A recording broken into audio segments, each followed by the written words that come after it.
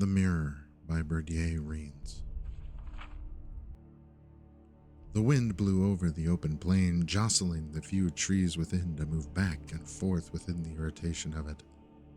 A young man in bright green turban approached the army and gave his chieftain's terms for peace to the commander. It was refused. It was to be battle. The Battle of Ain Kolur. So the chief Limbaz had decreed his open defiance, and his horsemen were at war once again. Many times the tribe had moved into territory that was not theirs to occupy, and many times the diplomatic approach had failed. It had come to this at long last. It was just as well with Mindothrax. His allies may win or lose, but he would always survive. Though he had occasionally been on the losing side of a war, never once in all his 34 years had he lost in hand-to-hand combat. The two armies poured like dual frothing streams through the dust, and when they met, a clamor rang out, echoing into the hills. Blood, the first liquor the clay had tasted in many a month, danced like powder. The high and low battle cries of the rival tribes met in harmony as the armies dug into one another's flesh. Mindothrax was in the element he loved. After 10 hours of fighting with no ground given, both commanders called a mutual and honorable withdrawal from the field. The camp was positioned in a high-walled garden of an old burial ground adorned by springtide blossoms. As Mindothrax toured the grounds, he was reminded of his childhood home. It was a happy and a sad recollection. The purity of childhood ambition, all of his schooling in the ways of battle, but tinged with memories of his poor mother, a beautiful woman looking down at her son with both pride and unspoken sorrow. She never talked about what troubled her, but it came as no surprise to any when she took the walk across the moors and was found days later, her throat slit open by her own hand. The army itself was like a colony of ants newly shaken. Within a half-hour's time after the end of the battle, they had reorganized as if by instinct. As the medics looked to the wounded, someone remarked with a measure of admiration and astonishment, "Look at Mindothrax. His hair isn't even out of place." "He is a mighty swordsman," said the attending physician. "The sword is a greatly overvalued article," said Mindothrax, nevertheless pleased with the attention. "Warriors pay too much attention to striking, and not enough to defending strikes. The proper way to go into battle is to defend yourself, and to hit your opponent only when the ideal moment arises." "I prefer a more straightforward approach," smiled one of the wounded. "It is the way of the horsemen." "If it is the way of the Bulesade tribe to fail, then I renounce my heritage," said Mindothrax, making a quick sign to the spirits that he was being expressive, not blasphemous. "Remember what the great blade master Gaiden Shinji said. The best techniques are passed on by the survivors. I have been in 36 battles, and I haven't a scar to show for them. That is because I rely on my shield, and then my blade, in that order." "What's your secret?" "Think of melee as a mirror. I look to my opponent's left arm when I'm striking with my right. If he's prepared to block my blow, I blow not. Why exert undue force?" Mindothrax cocked an eyebrow. "But when I see his right arm tense, my left arm goes to my shield. You see, it takes twice as much power to send the force than it does to deflect it. When your eye can recognize whether your opponent is striking from above, or at an angle, or in an uppercut from below, you learn to pivot and place your shield just so to protect yourself.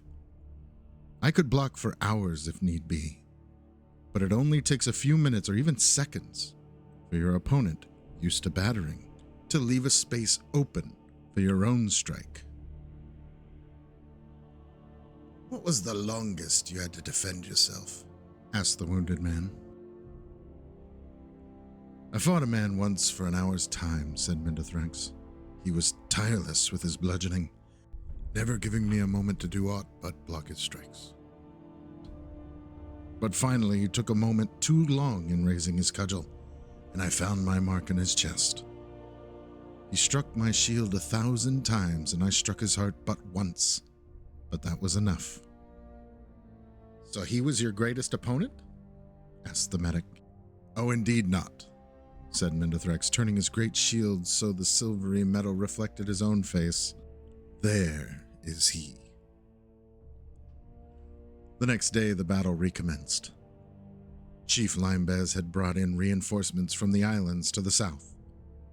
To the horror and disgrace of the tribe, mercenaries, renegade horsemen, and even some Reachman witches were included in the war.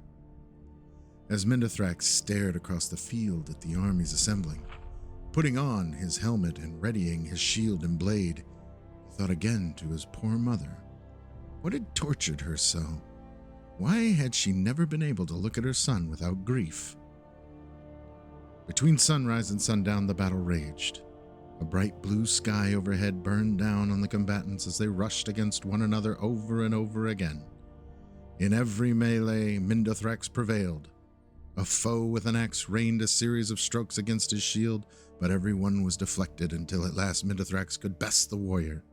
A spear maiden nearly pierced the shield with her first strike, but Mindothrax knew how to give with the blow, throwing her off balance and leaving her open for his counterstrike. Finally, he met a mercenary on the field, armed with a shield and sword and a helm of gold and bronze. For an hour and a half they battled. Mindothrax tried every trick he knew. When the mercenary tensed his left arm, he held back his strike. When his opponent rose his sword, his shield rose too, and expertly blocked. For the first time in his life, he was battling another defensive fighter. Stationary, reflective, with his energy to battle for days if need be.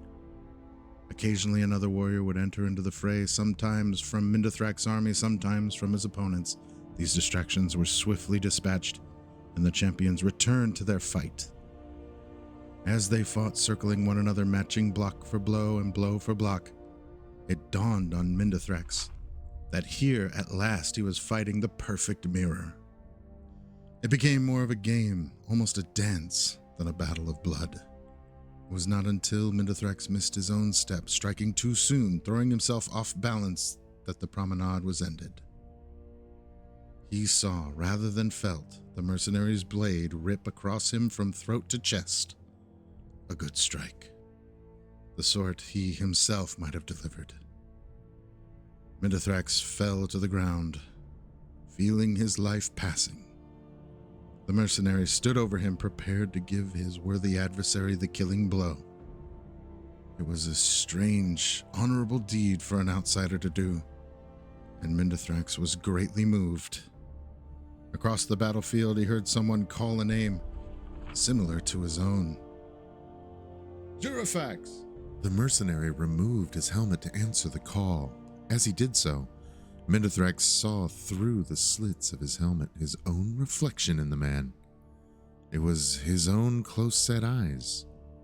Red and brown hair, thin and wide mouth, and blunt chin. For a moment he marveled at the mirror before the stranger turned back to him and delivered the death stroke. Jurafax returned to his commander and was well paid for his part in the day's victory. They retired for a hot meal under the stars in a garden by an old cairn that had previously been occupied by their foes. The mercenary was strangely quiet as he observed the land. "Have you been out here before, Jurafax?" asked one of the tribesmen who had hired him. "I was born a horseman, just like you. My mother sold me when I was just a babe. I have always wondered how my life may have been different had I not been bartered away. I might never have been a mercenary." "There are many things that decide our fate," said the witch. "It is madness to try to see how you might have taken this turn or that in the world. There are none exactly like yourself, so it is foolish to compare." "But there is one," said Jurafax, looking to the stars. "My master, before he set me free, said that my mother had twin sons when I was born.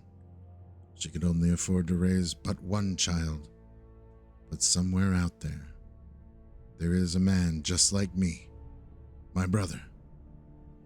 I hope to meet him. The witch saw the spirits before her and knew the truth, that the twins had met already. She remained silent and stared into the fire, banishing the thoughts from her head, too wise to tell all. Thank you all very much for watching, listening. Please like the video, share the video, hype the video, comment down below. All these things improve the channel's algorithm. And of course, don't forget to subscribe. Thank you all very much again. And we'll see you in the next one.